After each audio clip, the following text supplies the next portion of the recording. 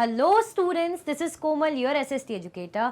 Welcome back to your favorite channel Magnet Brains. Magnet Brains आपको provide कराता है high quality education, वो भी फ्री ऑफ कॉस्ट, किंडरगार्टन से लेके क्लास 12 तक की।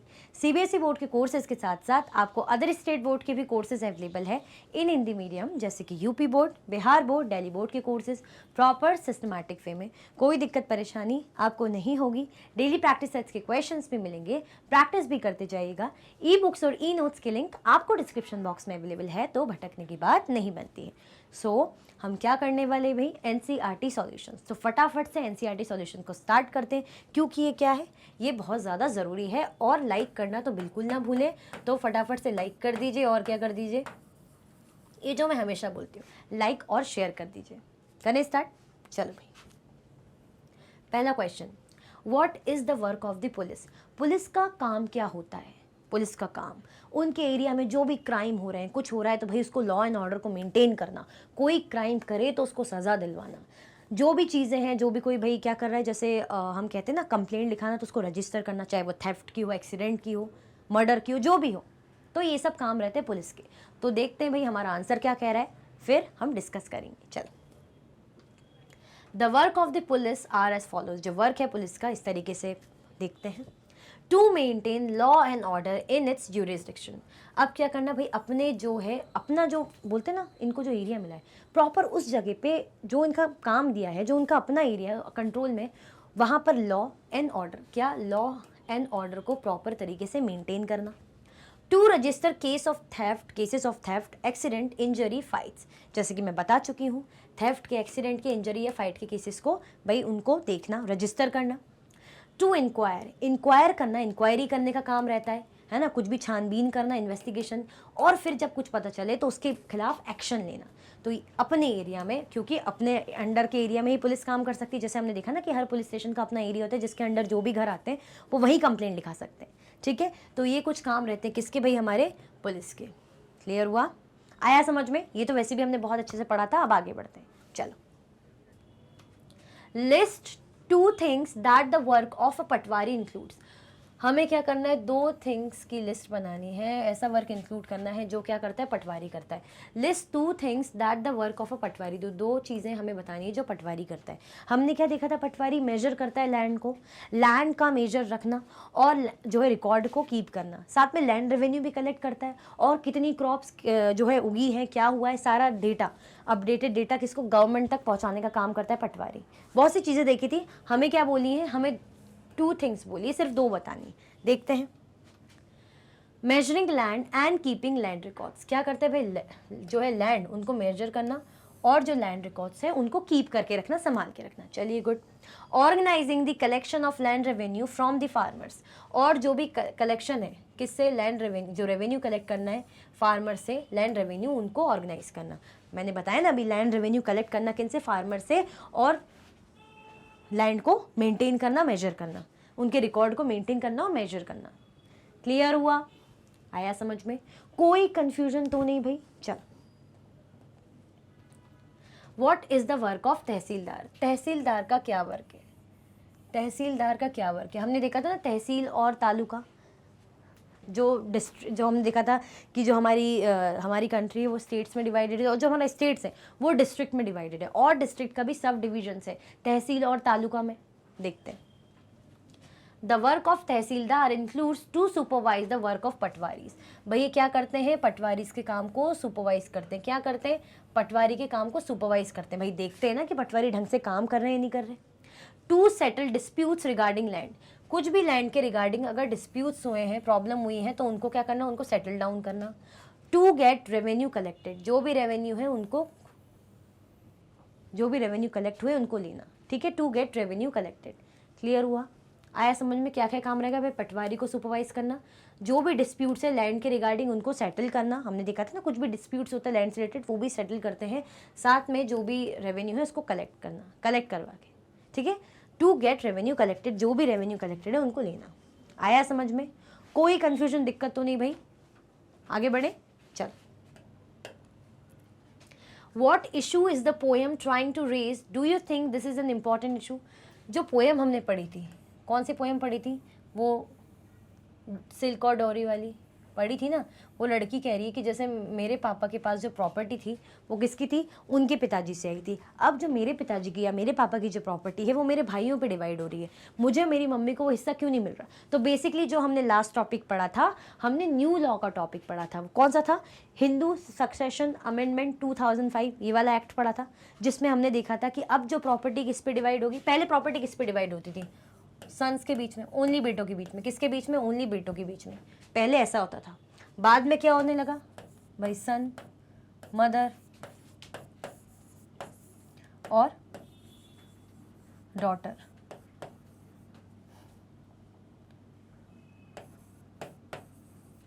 फिर क्या होने लगा, सन, मदर और डॉटर के बीच में।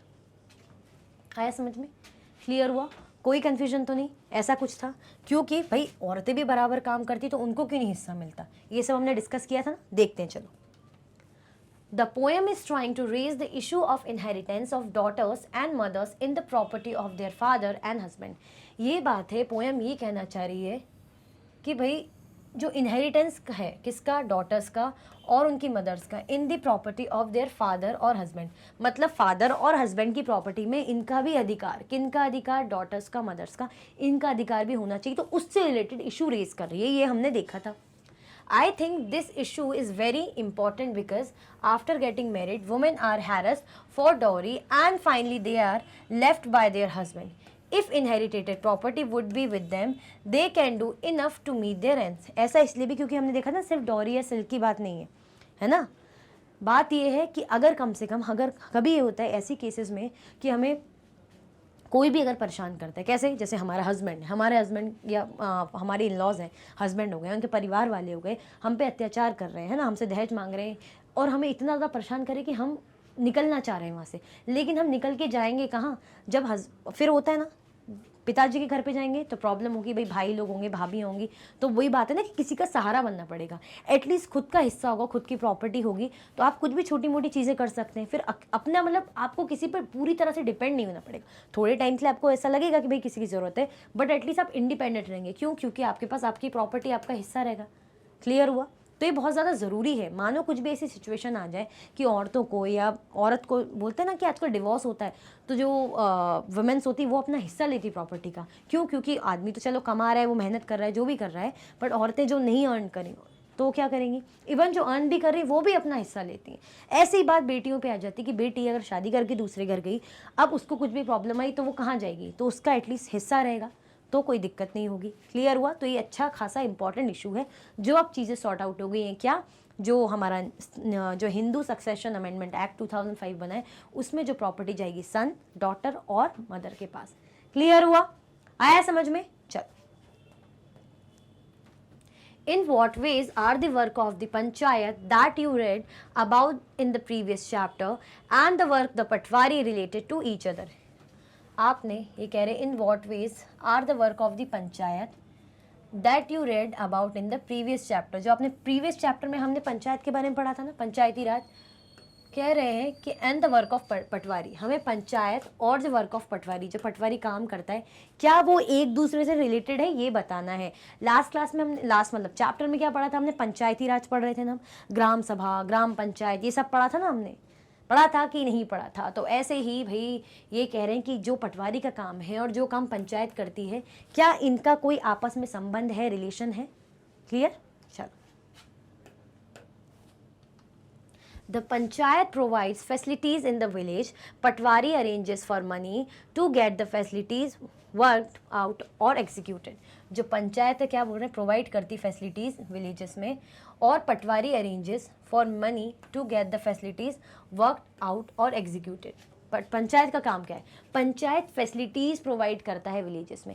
कुछ भी पानी की प्रॉब्लम, बिजली की प्रॉब्लम या सड़कों की प्रॉब्लम, जो भी दिक्कत है, ऐसे स्कूल बनाना हो, अस्पताल बनाना हो, जो भी चीज़ें, तो ये कौन देखते हैं भाई, पंचायत देखती है। पटवारी क्या करते हैं, patwari arranges for money, patwari money arrange करने का काम करता है to get the facilities worked out और एग्जीक्यूटेड। मतलब जो पंचायत ने, उन्होंने फैसिलिटीज़ प्रोवाइड की, लेकिन जो उसका फंड आना, उसके जो पैसे आना ताकि प्लान एग्जीक्यूट हो सके, वो कौन करता है भाई, पटवारी। क्लियर हुआ, आया समझ में। चल,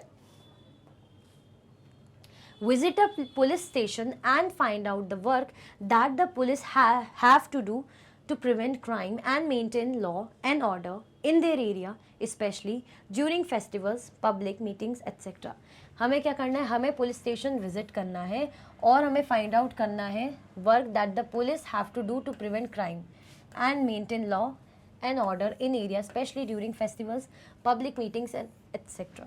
मतलब अगर कोई भी फेस्टिवल है, पब्लिक मीटिंग्स हो रही है, तो उसमें पुलिस कैसे लॉ एंड ऑर्डर को मेंटेन करती है ताकि कोई क्राइम ना हो, है ना. हमें बोल रहे हैं ना कि हमें जो चीज़ें बताने की कैसे भाई क्राइम को प्रिवेंट करती है अगर हमें लॉ एंड ऑर्डर मेंटेन करना है. अब फेस्टिवल के टाइम में कितनी भगदड़ मस्ती, दिक्कत हो सकती है, कोई छेड़छाड़, कुछ चोरी चकारी, कुछ भी हो सकता है. कोई भाई गहने पहन के फेस्टिवल में डांस कर रहे हैं, छीन के ले गए, है ना, घूमने जा रहे हैं, छीन के ले गए, कुछ भी पब्लिक मीटिंग हो रही वहाँ पे हो सकता है कोई कुछ करना दे, भाई गोली वोली ना चला दे, कुछ भी हो सकता है.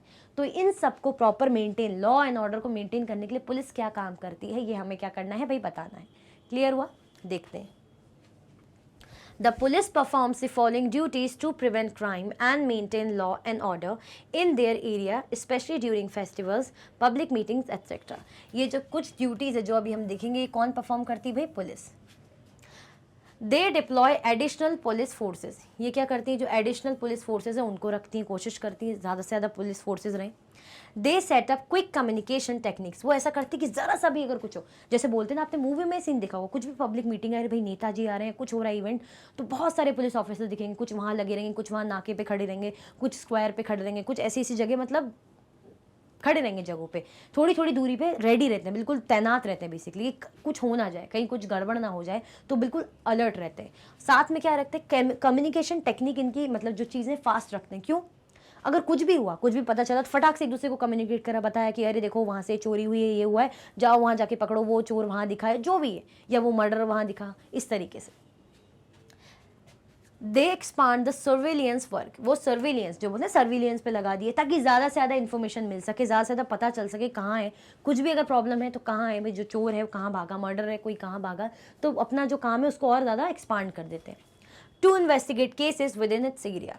और क्या करते हैं भाई, अगर जो भी केसेस हैं, जो भी चीज़ें हैं, उनको वही एरिया में उसको इन्वेस्टिगेट करते हैं, उसकी छानबीन करते हैं, सब कुछ देख रेख के भाई अगर ये सब हो रहा है, ये सब चीज़ें हैं, कम हो तो पहले इन्वेस्टिगेट करेंगे, पहले देखेंगे कि कुछ प्रॉब्लम तो नहीं है, यहाँ कोई दिक्कत तो नहीं है, तभी यहाँ पे भाई पब्लिक मीटिंग ऐसा कुछ. क्लियर हुआ? हम कुछ भी करते तो हम पहले देखते हैं ना सब कुछ कि सब सही है, तभी भाई करेंगे. सब सही नहीं होगा तो फिर मत बोलना, बाद में दिक्कत नहीं चाहिए. क्लियर हुआ? आया समझ में? क्या काम करते हैं, कैसे काम करते हैं, वो भी स्पेशली इन पब्लिक एरिया या पब्लिक मीटिंग, सॉरी, फेस्टिवल्स में. क्लियर? चल. Who is in charge of all the police stations in a district. District level की बात करें तो कौन है जो सारे पुलिस स्टेशन के इंचार्ज होते हैं डिस्ट्रिक्ट में? बताइए, सारे पुलिस स्टेशन के इंचार्ज कौन होते हैं डिस्ट्रिक्ट में? बताओ. चल देखते हैं. Senior Superintendent of Police or Deputy Commissioner of Police are basically in charge of all police station in a district. कौन कौन रहेंगे? Senior Superintendent जो रहेंगे पुलिस के, और जो है Deputy Commissioner of Police are basically in charge of all the police station in the district. Senior Superintendent of Police है ना, SSP बोल रहे हैं या DCP बोल रहे हैं. क्लियर हुआ? आया समझ में? कोई दिक्कत नहीं. जिनको बोलते हैं SSP, भाई SSP या DCP, ये हम सुनते हैं ना, SSP, DCP, भाई ACP, फिर हम SP वगैरह इस टाइप का सुनते हैं, ASP, ये सारी चीज़ें, मतलब मैं शॉर्ट में जस्ट बता रही हूँ, ऐसा आपने सुनना होगा. तो ये लोग क्या करते हैं भाई, सारे पुलिस स्टेशन जो डिस्ट्रिक्ट के उनके इंचार्ज होते हैं. क्लियर हुआ? आया समझ में? चलो. How do women benefit under the new law. ये जो न्यू लॉ बना था, कौन सा बना था? 2005 में बना था. 2005 में जो नया लॉ बना था, तो कह रहे हैं कि कैसे जो वुमेन इसके अंडर जो है बेनिफिट उनको मिलता है, ये हमको क्या करना है, ये हमको बताना है. क्लियर हुआ? देखिए ज़रा. चल. According to the new law, son, daughters and their mothers can get an equal share in the land. The same law will apply to all states and union territories of the country. अगर new law के according देखा जाए तो क्या कह रहे हैं कि सन, डॉटर और जो उनकी मदर्स हैं, हमने देखा था ना, उनको क्या मिलेगा, उनको इक्वली शेयर मिलेगा. पहले क्या होता था, पहले सिर्फ बेटों को मिलता था, तो बात आ जाती थी भाई वाइफ्स उनको ज़रूरत पड़े कभी, या डॉटर्स उनका क्या, तो अब सन, वाइफ और डॉटर सबको जो है उनका इक्वल शेयर मिलता है। The same law will apply to all states and union territories of the country. और ये जो सेम लॉ है सारे स्टेट्स और यूनियन टेरिटरीज पे अप्लाइड है। ऐसा नहीं कि सिर्फ मध्य प्रदेश में तो यूपी में नहीं है, यूपी में नहीं है तो लखनऊ में, लखनऊ बोले सॉरी, हिमाचल प्रदेश में, ऐसा कुछ भी नहीं है। क्लियर हुआ? क्योंकि यूपी में ही लखनऊ है इसलिए मेरे मुंह से निकल गया। क्लियर हुआ? आया समझ में? ये हमने बहुत बहुत बहुत अच्छे से इसको पढ़ा था और पोएम भी देखी थी हमने तो इवन। ठीक है, चलो। In your neighbourhood are there women who own property, how did they acquire it. अगर आपके नेबरहुड में, पड़ोसी देश बोली, पड़ोसी में वुमेन है who own property, how did they acquire. अगर वुमेन्स के पास क्या है, प्रॉपर्टी है, तो उन्होंने कैसे एक्वायर करी ये बताना है। देखते हैं, जैसे अपने अकॉर्डिंग आंसर करना है। In my neighbourhood there are many women who own property. मेरे नेबरहुड में यहाँ पे बहुत सी वुमेन है जिनकी क्या बोल रहे हैं, प्रॉपर्टी ओन करी हुई, जिनके पास property basically. Some of the women have purchase the property themselves. भाई कुछ इतनी केपेबल होंगी, अच्छा खासा कमाती होंगी, पैसा होगा उनके पास, तो उन्होंने खुद से ही प्रॉपर्टी खरीदी, तो दैट्स गुड, अच्छी बात है, independent women. Some women's husband registered properties in their name. कुछ भाई हस्बैंड्स बहुत अच्छे, तो उन्होंने अपनी वाइफ के नाम पे जो है प्रॉपर्टी रजिस्टर करा रखी। जैसे कोई बोलेगा अच्छा ये ज़मीन आपकी है, तो बोलेंगे नहीं नहीं मेरी मिसेस की। ठीक है, क्लियर हुआ? तो अपनी वाइफ के नाम पे उन्होंने रजिस्टर करा रखी है। और कुछ तो इतनी इंडिपेंडेंट है कि खुद ही जो है प्रॉपर्टी खरीदी हुई है। Some of the women inherited property from their father. और कुछ वुमेन्स के पास प्रॉपर्टी कैसे आई है भाई, जैसे बोलते हैं ना कि इस प्रॉपर्टी पे आप रह रहे हैं या ये आपकी, मतलब आप यहाँ पे रह रहे हैं, तो इसे बता देते हैं कि हाँ ये मुझे पापा से मिली थी, तो भाई इस तरीके से। क्लियर हुआ? कुछ कैसे खुद से खरीद रही है। तो हमें क्वेश्चन क्या पूछा है, क्वेश्चन पूछा है कि उन्होंने कैसे एक्वायर करी और क्या उनके पास प्रॉपर्टी है, तो हमें बस बताना है हाँ है, पर अलग अलग तरीक़ों से। जैसे किसी के पास खुद से है भाई, खुद की दम पे, दैट्स गुड। किसी के हस्बैंड बहुत अच्छे, उन्होंने अपनी वाइफ के नाम पे प्रॉपर्टी, किसी के फादर की तरफ से उन्हें प्रॉपर्टी इनहेरिट हुई। क्लियर हुआ? आया समझ में? कोई कन्फ्यूजन, दिक्कत तो नहीं भाई? चलो, इसी के साथ भाई हमारे खूब सारे और बहुत बढ़िया बढ़िया से क्वेश्चन एनसीईआरटी के ख़त्म होते हैं। नेक्स्ट क्लास में हम क्या करेंगे, मेरे फेवरेट एमसीक्यूज़ जो मुझे बहुत पसंद है, खूब सारे क्वेश्चंस लेकर आऊँगी भाई। मैंने चैप्टर जब स्टार्ट करा था बता दिया था कि अच्छे से पढ़ना, क्योंकि एक एक लाइन से भाई क्वेश्चन उठाए हुए रहते हैं। तो रेडी रहिएगा, और अभी तक लाइक नहीं किया हो तो लाइक कर दो फटाफट से। इसी के साथ ये वीडियो एंड होती है। अगर आप और भी वीडियो के लेक्चर्स देखना चाहते हैं तो आप मैग्नेट ब्रेन्स के यूट्यूब चैनल, एप्लीकेशन और वेबसाइट से देख सकते हैं। ई नोट्स और ई बुक्स के लिंक आपको डिस्क्रिप्शन बॉक्स में अवेलेबल है। ये हाई क्वालिटी के कोर्सेज हैं, जैसे कि CBSE board, Delhi board, Bihar board, UP board, MP board, Rajasthan board, वैदिक maths, crash course, spoken English courses आपको अच्छी क्वालिटी में और 100% फ्री अवेलेबल हैं। आप हमें अदर प्लेटफॉर्म पर भी फॉलो कर सकते हैं, फेसबुक, इंस्टाग्राम, एक्स, टेलीग्राम और व्हाट्सएप पे। ज़्यादा से ज़्यादा लाइक कीजिए, ज़्यादा से ज़्यादा शेयर कीजिए और चैनल को सब्सक्राइब करना बिल्कुल भी ना भूलें। अपना ख्याल रखें। Thank you so much for watching.